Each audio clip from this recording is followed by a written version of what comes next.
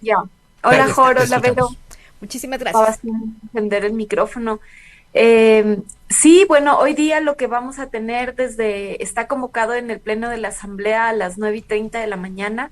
Ya el Pleno, digamos, la presidenta de la Asamblea, Guadalupe Llori, convocó a la Asamblea Nacional para realizar la votación de la Ley de Interrupción Voluntaria del Embarazo en casos de violación. Recordemos que el pleno es digamos, el espacio en donde se realizará la votación y el informe que se va a someter a votación es el informe de mayoría, que se denomina al informe que aprobó la Comisión de Justicia después de varias discusiones. Más o menos hubo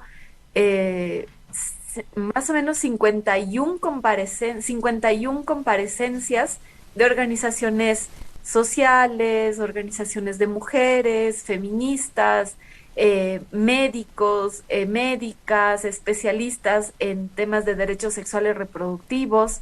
Y ese informe se elaboró de esa forma, ¿no? Y además ese informe se elaboró basándose en la ley de la Defensoría del Pueblo, que fue una ley elaborada también de forma participativa, con propuestas de organizaciones sociales, con propuestas de derechos humanos y en varios talleres de discusión. Entonces, digamos, todo esto lo nombro para contar que es un proceso bastante largo que viene desde el año pasado, desde que la Corte en abril del 2021 ya despenalizó el aborto en casos de violación, porque eso hay que ser súper claras al decirlo. El aborto por violación en Ecuador ya es legal y ninguna mujer puede ser criminalizada o judicializada por abortar un embarazo decidido y que haya sido un embarazo producto de violación. Entonces, eso pasó en abril.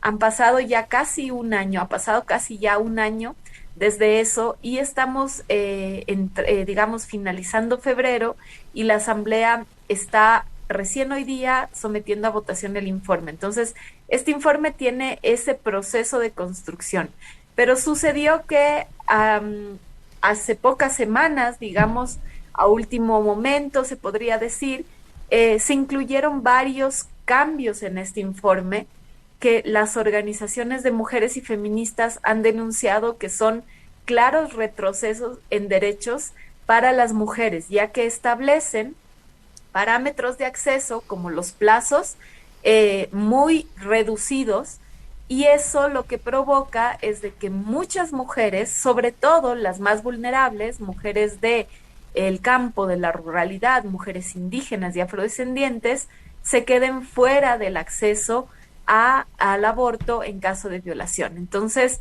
estos cambios, digamos, hay ahí otros cambios también con referente al tema del consentimiento de las adolescentes y las niñas, lo cual también ha modificado, digamos, el sentido de este informe que vino construyéndose desde hace algunos meses, y al modificarse estos artículos, lo que hace es desconocer la sentencia de la Corte Constitucional. Entonces, Jorge Ibero, lo que ahorita tenemos es básicamente una posición entre el informe de mayoría, que tiene estas características, que si bien cuenta con algunas cosas positivas que las organizaciones han pedido, también tiene estos retrocesos y, digamos, estas limitaciones. Y por otro lado, está el informe de minoría, que fue construido básicamente sin discusión, sin aportes de organizaciones, sin parámetros técnicos ni científicos,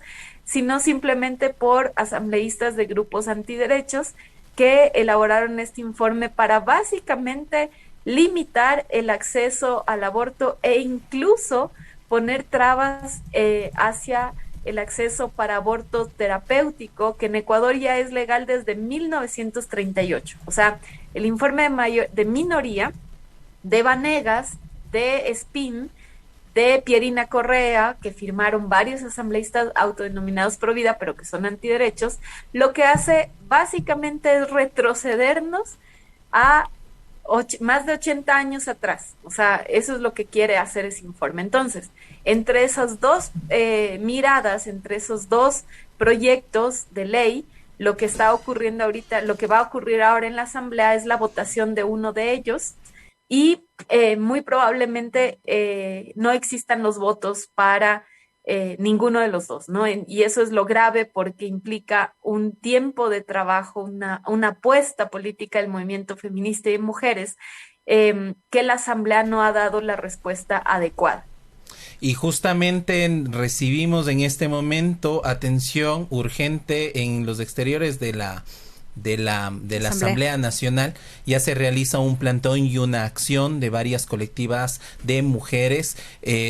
Duras imágenes las que recibimos, sobre todo por esta acción de exigencia que se está dando en los exteriores de la Asamblea Nacional. En unos minutos nos conectaremos con compañeros y compañeras de Wambra para ver lo que está sucediendo, porque claro, ¿qué pasa con esta negociación política por votos? Porque aquí se instalaron dos temas clarísimos en el debate de esta ley, que tiene que ver con los plazos para la interrupción voluntaria del embarazo, que ya se había analizado que establecer plazos en sí mismo ya es un obstáculo, es una excepción de una excepción que son los casos de violación. Esto ya lo analizaban varios y varias constitucionalistas. Y el otro tema es la objeción de conciencia. Pero sobre el primero, ¿por qué se ha establecido una negociación de decir, bueno, no queremos 20 semanas, 12, 10, 4? ¿Cómo se juega con la vida de las mujeres negociando políticamente con el número de semanas y estos plazos que se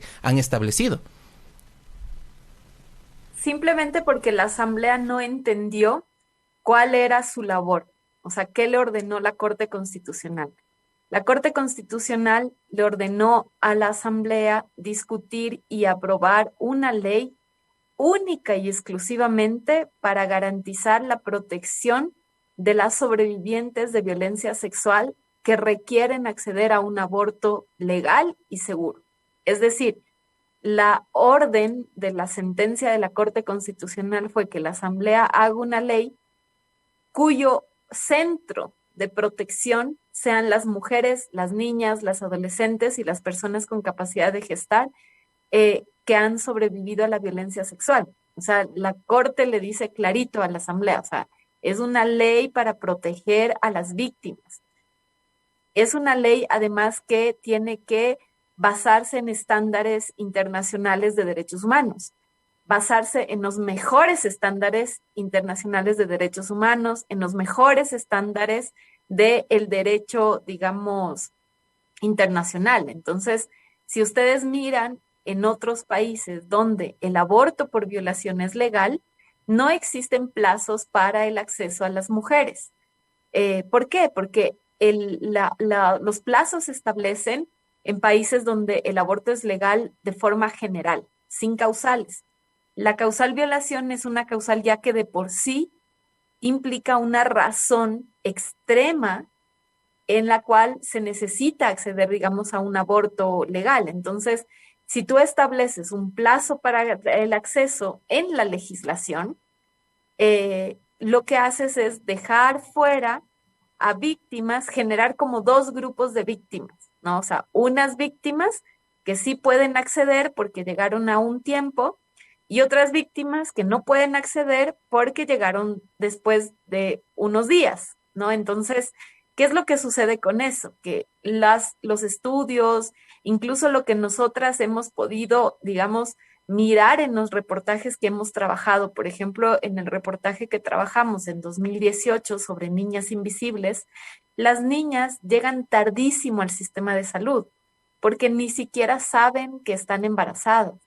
O sea, las niñas no llegan temprano al sistema de salud porque ellas no saben qué es lo que les está pasando o en otros casos, como el violador está dentro del espacio familiar, el embarazo se oculta hasta que ya no puede ser ocultado, digamos, se oculta hasta que alguien externo de la familia lo evidencia, ¿no? Muchos de los casos de las niñas que nosotras contamos, por ejemplo, en la Amazonía, en Orellana, la provincia de la asambleísta, presidenta de la Asamblea Guadalupe Llori, donde hay altos casos de embarazos de niñas menores de 14 años, había un caso ahí de una niña que quien detecta que ella estaba embarazada es una médica de la ruralidad, que fueron a hacer, digamos, visitas a las comunidades en la ribera del río Napo, ¿no? Entonces, digamos, ella no sabía que estaba embarazada, no sabía qué le pasaba,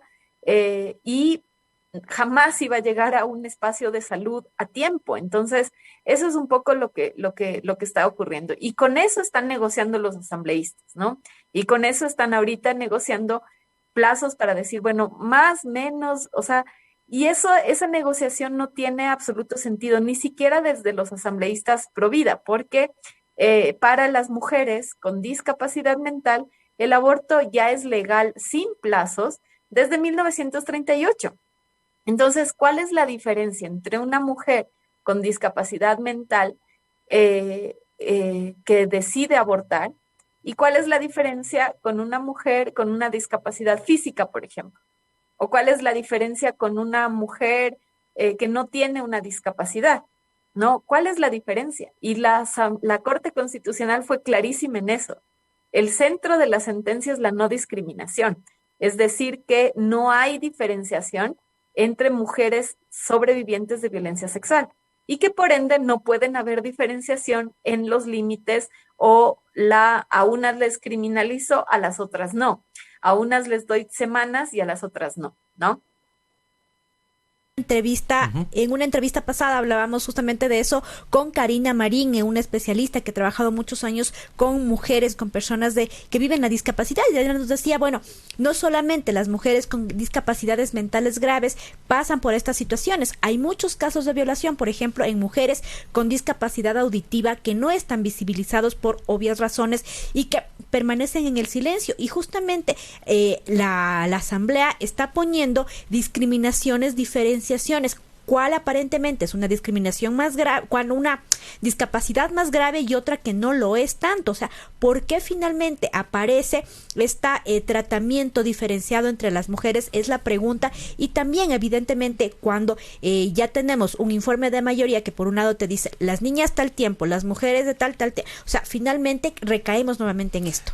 Tenemos, mientras seguimos conversando, estamos conversando un análisis de nuestra compañera editora general Ana María Costa, quien ha dado con la equipa de compañeras de redacción de Wambra seguimiento a lo que hoy asistimos en la Asamblea Nacional, esta votación de la ley que por dictamen constitucional o por sentencia constitucional debería garantizar la interrupción voluntaria en casos de violación. Mientras seguimos en esta conversación, vamos con imágenes. Tenemos estas imágenes de los exteriores de la Asamblea Nacional.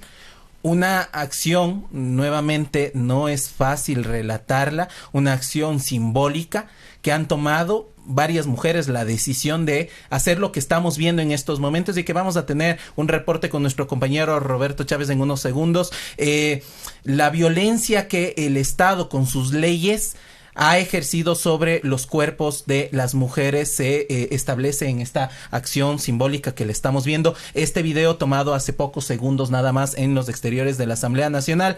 Asambleístas de oídos sordos ante la realidad, datos, investigaciones de especialistas han hablado de tener una ley justa y reparadora para esto, la interrupción voluntaria del embarazo en casos de violación. Vero. Y estas imágenes que estamos viendo, Jorge, a las afueras de la Asamblea Nacional, justamente en la entrada por donde los asambleístas, los funcionarios de la Asamblea van a tener que pasar obligatoriamente casi, digamos, también está representando la tortura que muchos organismos internacionales, por ejemplo, la CEDAW, organismos como también la Corte Internacional de Derechos Humanos y otros organismos afines a la ONU que resguardan los derechos de las mujeres, han dicho el aborto en casos de violación para las niñas, las mujeres, es un tema de tortura, y es así que un poco es lo que se ha querido representar. No permitir el aborto es un acto, o el mantener un embarazo forzado, en este caso en casos de violación, una violación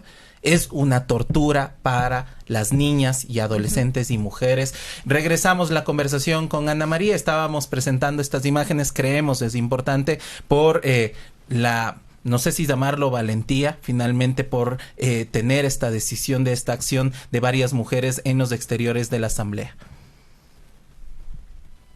Sí, como decían Jorge y Vero, creo que estas imágenes y esta acción lo que muestra es de que la Corte fue clara en evidenciar que había un problema de violación de unos derechos y que eso era inconstitucional. Es decir, colocar que ciertas mujeres puedan decidir, digamos, interrumpir el embarazo y otras mujeres no. Entonces, varios organismos de derechos humanos ya dijeron que un embarazo forzado, es decir, un embarazo que tú no deseas, que es un embarazo producto de violencia sexual, de un acto doloroso, de un acto que irrumpe en tu cuerpo, que tú jamás lo quisiste, no puede continuar si tú no lo quieres.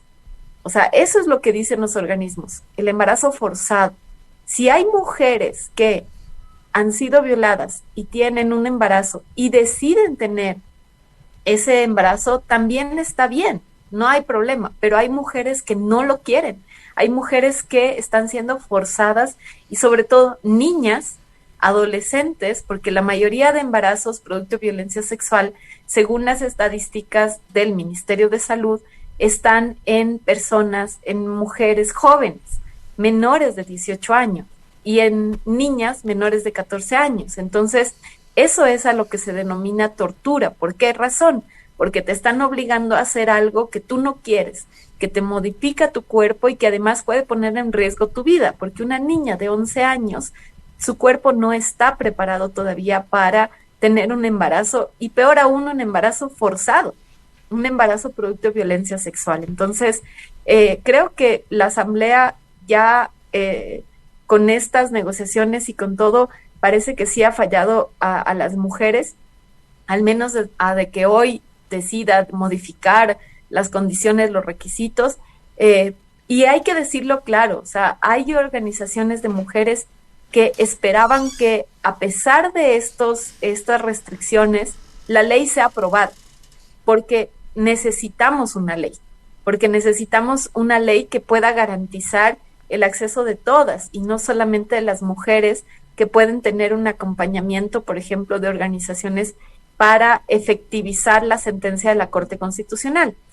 Pero lo que sucede es de que la Asamblea está negociando con la vida de las mujeres a tal punto que una ley justa y reparadora se está convirtiendo en una ley que sigue forzando a muchas mujeres y sobrevivientes de violencia a procesos de embarazo forzado. Entonces, ese es el dilema que digamos, ahora va a tener la Asamblea que decidir y votar hoy día. Y justamente para cerrar esta conversación, hablemos directo de de la actoría política, directamente. Por ejemplo, tuvimos una rueda de prensa del bloque de la Izquierda Democrática, las altas dirigencias, representantes históricos de la Izquierda Democrática dieron su voto o ya lo anunciaron como un voto orgánico, un voto en bloque a favor de las mujeres y a favor de el informe de mayoría. Sin embargo, hay una contradicción interna que es la negociación de este tema de los plazos.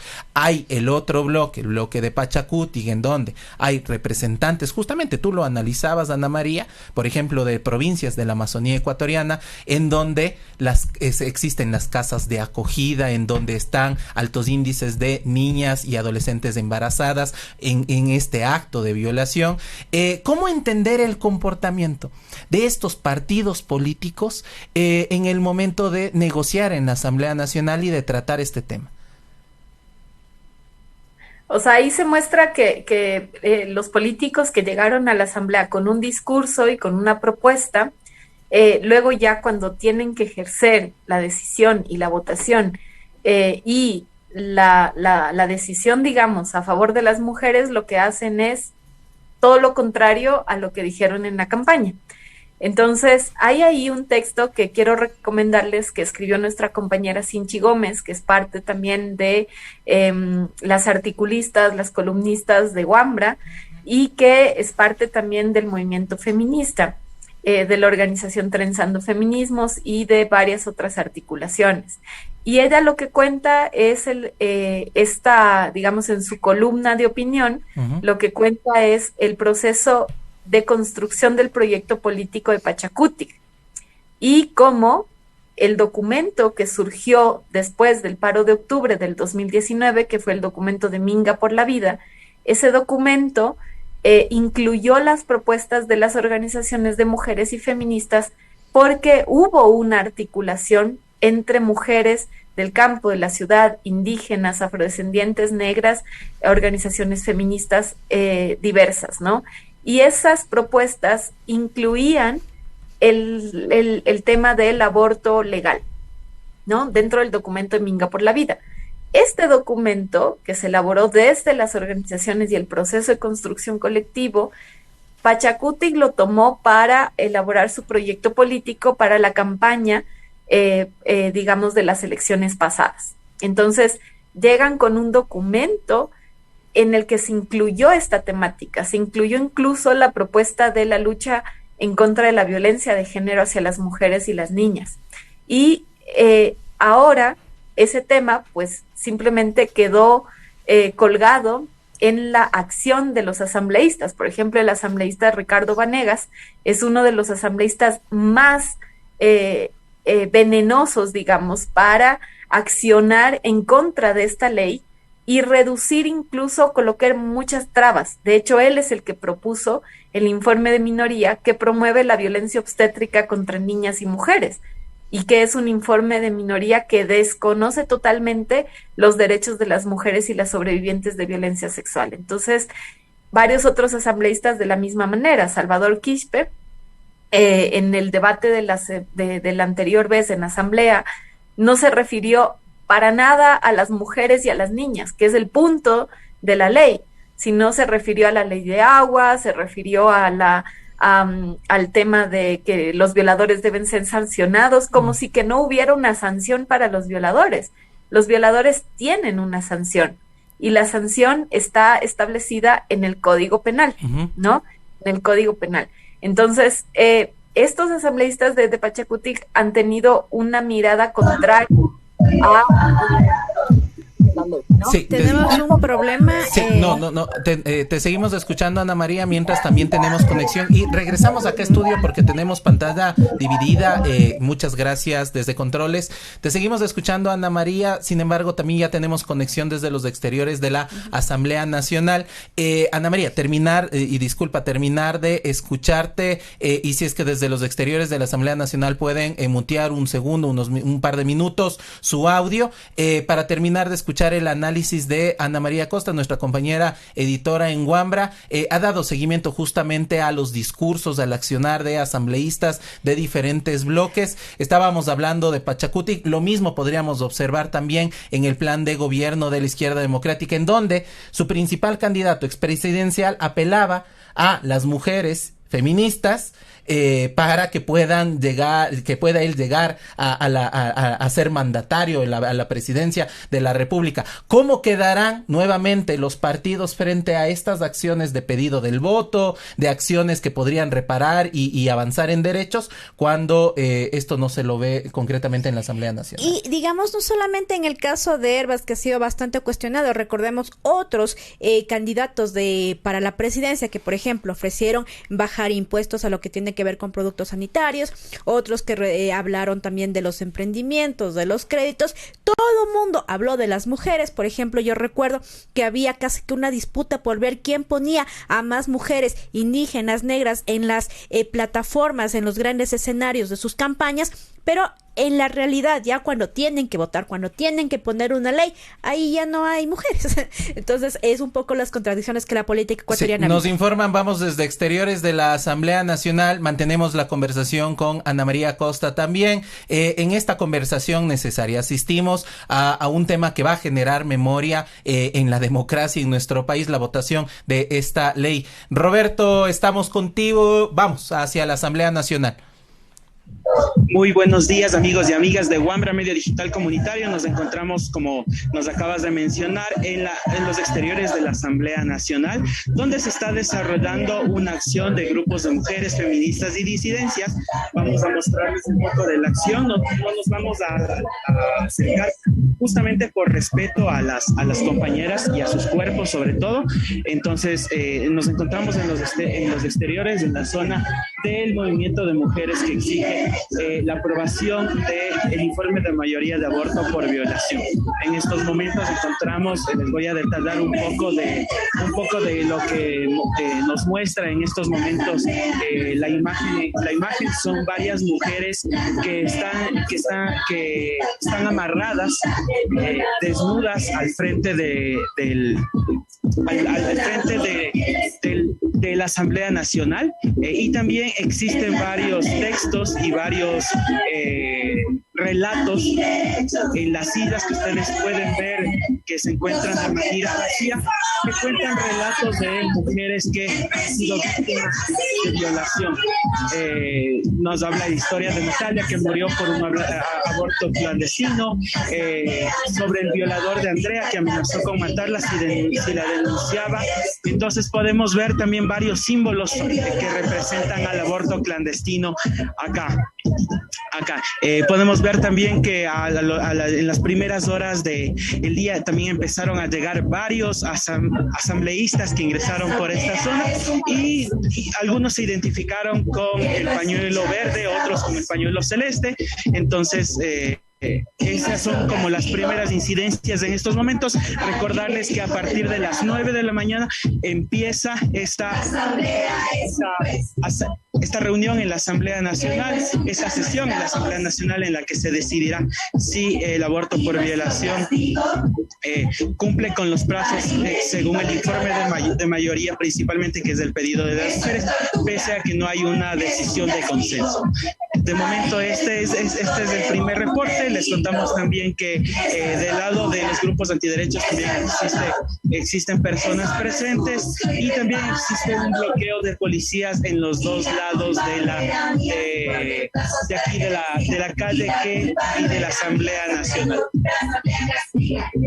De acuerdo, muchísimas gracias. Ese un reporte, Vero, de Roberto Chávez en los exteriores de la Asamblea Nacional. Al no existir cobertura de varios medios de comunicación, un tema tan trascendental para el país, vemos la responsabilidad de llevar estas imágenes, amigos y amigas, hacia ustedes en el cierre ya casi de este espacio de análisis y entrevistas. Y retomamos el contacto nuevamente con Ana María Costa, editora de Wambra, y preguntarte, bueno, ahorita se está haciendo ya la contabilización de cuántos votos efectivamente podrá alcanzar el informe de mayoría para ver si se lo aprueba, pero además del tema del informe de mayoría, que ya tiene muchas observaciones en sí mismo, también tenemos el anuncio hace días bastante anticipado del presidente Guillermo Lasso anunciando un posible veto de la ley, que un poco esta situación, estas palabras del presidente hacen como bastante réplica de lo que sucede con este irrespeto finalmente que viven varias instituciones del Estado. ¿Qué está pasando con el presidente,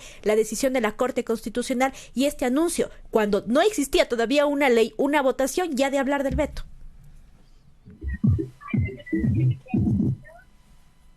Sí, bueno, escucho todavía el audio del video, entonces... sí, tenemos ahí. Sí, ya. A ver, sobre el tema del veto de Lasso, bueno, primero, antes de responder la pregunta, sí quisiera decir algo sobre lo de la acción de ahorita. Creo que esto es lo que obliga a las decisiones erróneas de la Asamblea, ¿no? O sea, obliga a las mujeres a que sigan siendo víctimas de esta violencia, y además de eso, cargar con el peso sobre sus cuerpos de estas violencias. Y creo que esta acción a la que se ven obligadas las mujeres a hacer, exponer sus cuerpos, exponer justamente cómo opera la violencia de un embarazo forzado para las mujeres, es algo que está generando justamente esta decisión del Poder Legislativo, ¿no?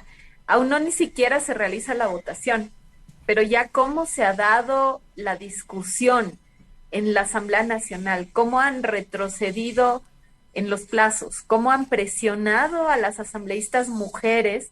Por ejemplo, la asambleísta de Izquierda Democrática, Joana Moreira, fue presionada por los asambleístas varones y por otros asambleístas para ir retrocediendo sin recibir el apoyo de su propia bancada, e incluso del propio líder, le podemos decir, que es el digamos, Herbas, que también se pronunció inicialmente diciendo que él apoyaba el tema de que no sean enviadas mujeres a la cárcel por el aborto, pero a la vez él respetaba la institucionalidad.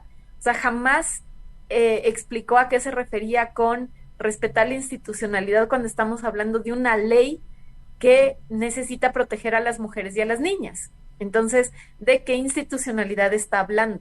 Entonces, lo que vemos ahorita es justamente eso, ¿no? O sea, cómo las acciones de los asambleístas generan un impacto en la vida de las mujeres, en los cuerpos de las mujeres y de las niñas que son sobrevivientes de violencia sexual. Entonces, aún no ni se realiza la votación de la asamblea y ya vemos de que existe ahí un efecto, digamos, hacia la vida de las mujeres y de las niñas. Pero más allá de eso, Jori, Vero, antes de llegar a lo de Lazo, yo sí quisiera destacar también que a diferencia de años pasados, la lucha de los feminismos en esta ocasión para aglutinarse y unirse en torno a una ley justa y reparadora y al aborto por violación, creo que ha sido una acción histórica en Ecuador, porque se han juntado, se han articulado distintas organizaciones feministas, ¿no? Y eso también hay que destacar, de que mientras la asamblea les va a seguir fallando a las mujeres, pues el movimiento feminista va a seguir activo, articulándose entre mujeres, disidencias y feministas, ¿no? Entonces, ¿qué es lo que puede pasar con Lazo ya para responder la pregunta? ¿Qué es lo que puede hacer Lazo y qué no puede hacer Lazo? Lazo sí puede vetar la ley, pero no lo puede hacer contrario a la sentencia de la Corte Constitucional, si es que la ley se aprueba, ¿no? Si la ley se aprueba, Lazo sí puede vetar, y puede vetar de forma parcial la ley. Vetarla de forma total no podría, porque digamos, no puede vetar una ley que está haciendo cumplimiento a la sentencia de la Corte. Si Lazo hiciera eso, estaría contradiciendo la sentencia de la Corte, y la Corte es el mayor organismo del Estado, ¿no? Entonces, Lazo podría vetar parcialmente. Uh-huh. Y veta parcialmente podría incluir cambios, podría incluir reformas a los artículos, ¿no?, que están presentes en la ley, pero no podría contradecir los parámetros establecidos por la Corte Constitucional. Entonces, muy probablemente Lazo vete la ley e intente reducir los plazos, e intente colocar tal vez algunos de los artículos que los grupos antiderechos han pedido en el informe minoría, tal vez lo pueda hacer, pero eso contradice la sentencia de la Corte. Entonces, las organizaciones de mujeres ya han anunciado que de ocurrir eso, uh-huh, presentarán una demanda de incumplimiento sobre la ley a la Corte Constitucional. Sí, Ana María, gracias por la explicación y finalmente tener como estos diferentes panoramas. Vamos a regresar a los exteriores de la Asamblea Nacional. Te pedimos que te mantengas todavía en conexión. Estamos ya con nuestra compañera Viviana Erazo y con una de las participantes de esta acción que la hemos reportado en los exteriores de la Asamblea Nacional. Viviana, si es que nos escuchas, vamos contigo desde los exteriores de la Asamblea Nacional. Hola, Jor, Vero, ¿cómo están? Sí, estamos aquí, de hecho, fuera de la Asamblea Nacional, en donde continúan las protestas frente a la ley de aborto por violación que será votada hoy. Como ustedes conocen, existen dos informes ya en la Asamblea, el uno de minoría y el otro de mayoría, pero hay un reclamo de las mujeres que dicen que ninguno de estos dos informes representa una ley justa y reparadora. En este momento hay una protesta de varias mujeres aquí afuera que han decidido expresar con sus cuerpos, amarrándose en sillas, la inconformidad frente a esta decisión que pueda tomar la Asamblea Nacional. Vamos a hablar aquí con la compañera que es una de las organizadoras de esta manifestación. Sí, gracias por el espacio. Bueno, estamos acá representando la ausencia y la tortura de un Estado que nos impone maternidades obligadas, sobre todo a las víctimas y las sobrevivientes de violencia sexual. Según los datos de la Fiscalía, se dan 16 denuncias diarias, entendiendo que hay un subregistro enorme 16 violaciones cada día es alarmante, es espeluznante, y sin embargo la política de este país nos expone a maternidades obligadas o a una clandestinidad que nos lleva o la llevará a la muerte, a los daños irreparables. Estamos aquí por una ley justa y reparadora, lo cual difícilmente lo logremos con ninguno de los dos informes, pues los dos establecen plazos y hay evidencias y también recomendaciones y estándares internacionales que dan cuenta que establecer estos plazos dejarán por fuera a las históricamente excluidas, a las niñas, a las adolescentes, a las de pueblos y nacionalidades, a las empobrecidas. Por eso esta ley no es justa, no es reparadora, y estamos aquí para demostrar cómo este Estado, esta sociedad nos sigue imponiendo maternidades pese a ser fruto de un delito. ¿Ustedes ya han hablado con alguien, tienen contacto con alguien dentro de la asamblea para poder saber cómo está el ambiente? Sabemos que los votos están divididos. De todas formas, se necesitan al menos 71 votos. ¿Qué saben al respecto? Sabemos que siguen negociando, se sigue dando el regateo de las semanas como si fuéramos una mercancía intercambiable para responder a sus intereses partidistas. Así que estamos con profunda indignación y dolor también. ¿Desde qué hora están aquí? ¿Hasta qué hora se piensan quedar acá?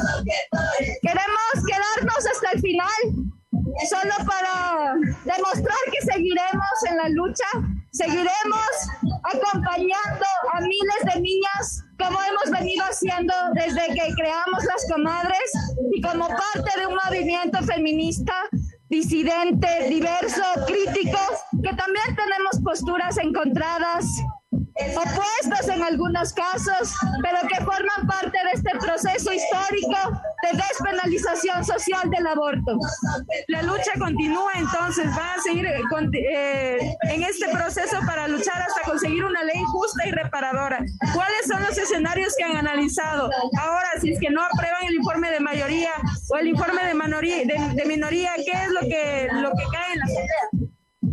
Estamos vigilantes y analizaremos los escenarios tras el veredicto final, la votación final y también lo que se decida también en el Ejecutivo. No descartamos medidas de inconstitucionalidad e incluso ir a cortes internacionales para demostrar que se han violado los derechos y también lo que ordenaba la sentencia de la Corte Constitucional. Todavía no podemos adelantar muchos más de esos escenarios hasta no saber exactamente qué es lo que suceda, pero lo que sí estamos sumamente claras es que seguiremos exigiendo una ley de aborto justa y reparadora para todas y todes. Listo, muchas gracias por tu intervención. Gracias. Bueno, como ya lo ha dicho la compañera Jor, están aquí desde las 6:30 de la mañana, me comentan, y se van a mantener aquí hasta saber cuál es el resultado de la votación.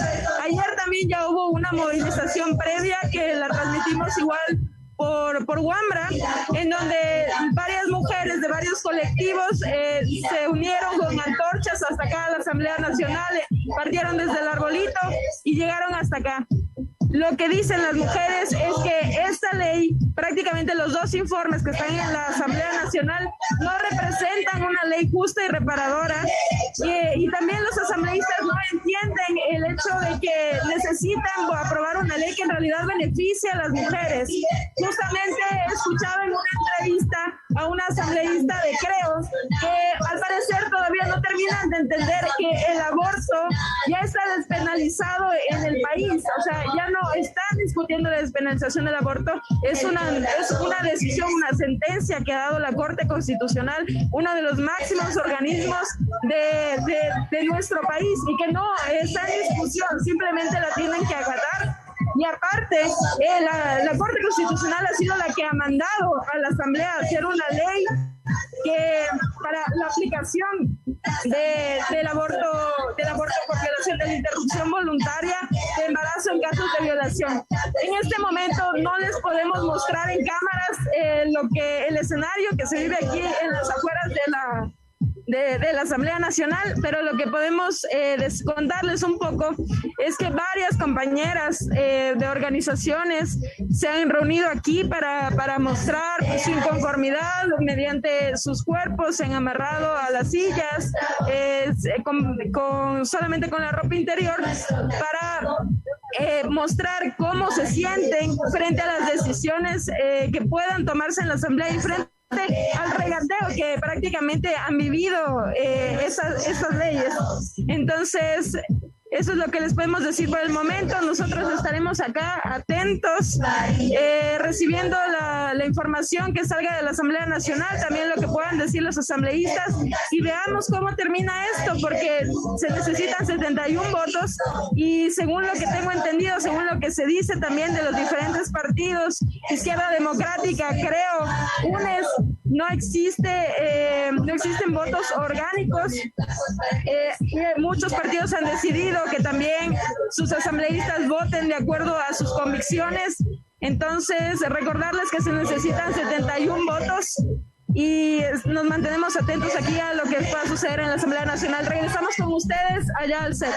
Muchas gracias. Ahí estuvimos escuchando este reporte con nuestra compañera Viviana Erazo, Roberto Chávez, que se encuentran en los exteriores de la Asamblea Nacional. Hemos extendido este espacio de análisis y entrevistas por la urgencia y también por la necesidad de justamente llevar a ustedes, amigos y amigas, estas imágenes y los comentarios. También ahí veíamos a una integrante de esta organización, este colectivo que lo conocemos ya varios años, las comadres, una organización que ha acompañado justamente la interrupción de los embarazos a una realidad que ustedes, sus amigas, hermanas, familiares, han vivido. Cerrar los ojos y decir que esto no pasa en el país y llevarlo a la clandestinidad, finalmente solo sigue perpetuando la violencia hacia las mujeres y las personas gestantes. Vamos cerrando ya el programa, Jorge, y bueno, vamos a nuevamente tener conexión con Ana María, que todavía se encuentra ahí con nosotros en el Zoom. Ana, última pregunta. Hemos hablado del tema de los plazos. Sabemos que muchas organizaciones, como escuchábamos a Saraí hace unos momentos, no están acordes con el tema de plazos. Creen que, digamos, por un lado no se ciñen estos plazos a la realidad de las mujeres, a también lo que un poco los estándares de algunos organismos internacionales. Finalmente, ¿qué pasará, digamos, si es que vienen los plazos que se aprueben, cualquiera que sean, pero qué pasará con las mujeres que nos lleguen con estos plazos?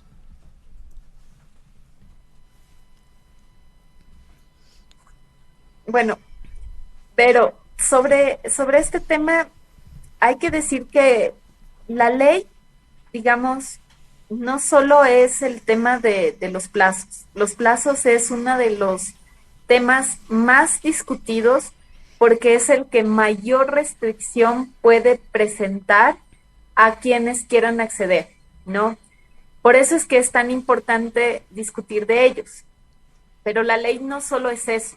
La ley también incluye el acceso hacia, la justicia, ¿no? La posibilidad de acceder a la salud, la posibilidad de que se regule la objeción de conciencia para que ningún médico pueda poner, digamos, en peligro el acceso de una mujer a el tema de salud, ¿no? Entonces, hay varios puntos que tiene la ley y por eso es que varias organizaciones de mujeres, sobre todo organizaciones que han trabajado muy de cerca con personal médico, organizaciones de mujeres que también han trabajado en sectores rurales, por ejemplo, con mujeres que no están en la centralidad, lo que dicen es de que prefieren que se apruebe la ley aunque tenga esta restricción en los plazos, ¿no?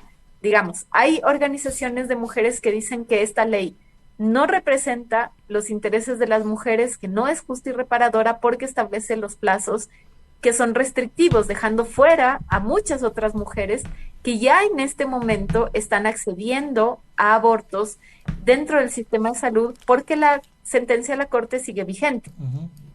Pero hay otras organizaciones de mujeres que argumentan que prefieren que la ley se apruebe como está el informe de mayoría, no con más restricciones, no con más reducciones, porque porque ya la Asamblea sigue negociando, ¿no? Sigue negociando los plazos. Entonces, como está el informe de mayoría, que ese informe se apruebe porque es necesario tener una ley que incluya todas estas garantías, digamos, para las sobrevivientes de violencia, y que luego esa ley se puede reformar, se puede mejorar, no con esta asamblea, porque esta asamblea ya ha demostrado que es una asamblea que no está entendiendo su trabajo que le dio la Corte Constitucional. Entonces, es necesario contar esto, Vero, porque para nosotras sí es súper importante mostrar que en el movimiento feminista y en el movimiento de las disidencias, en el movimiento de derechos sexuales y reproductivos y en el movimiento que lucha por el aborto legal,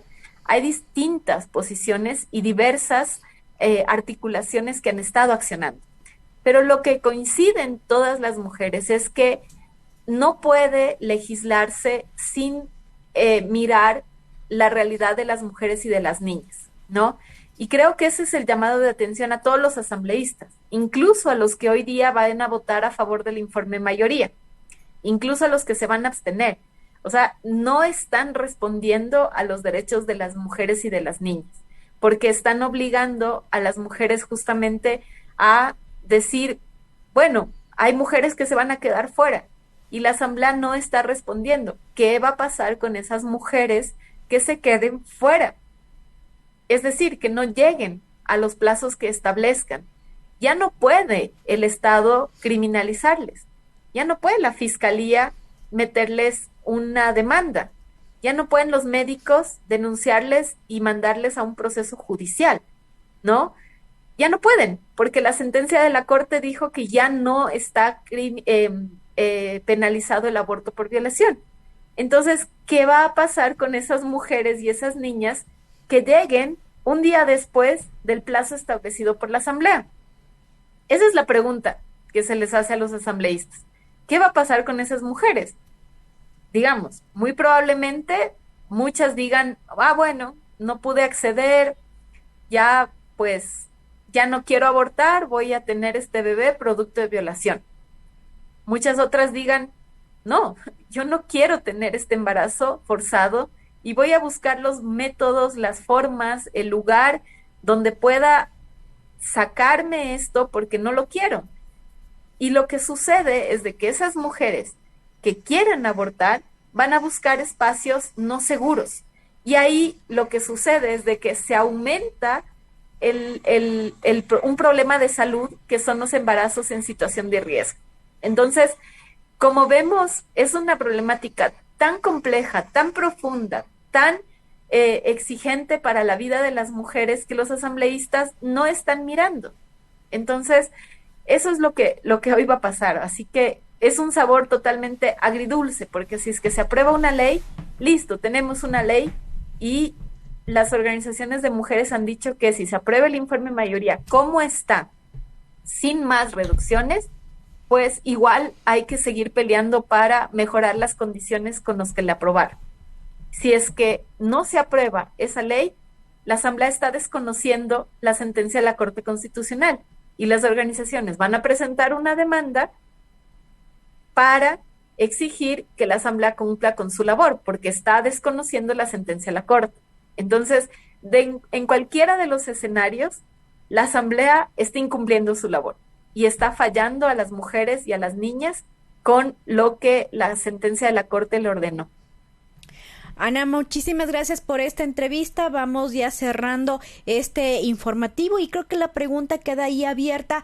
¿Cuándo tendremos una asamblea que esté a la altura del debate y de los derechos de las mujeres? Todavía es, como decimos acá, una deuda pendiente. En el 2019 la asamblea de ese entonces no lo resolvió. Esta asamblea tampoco lo está resolviendo totalmente y nuevamente ahí la deuda finalmente con las mujeres víctimas de violencia en este país sigue presente.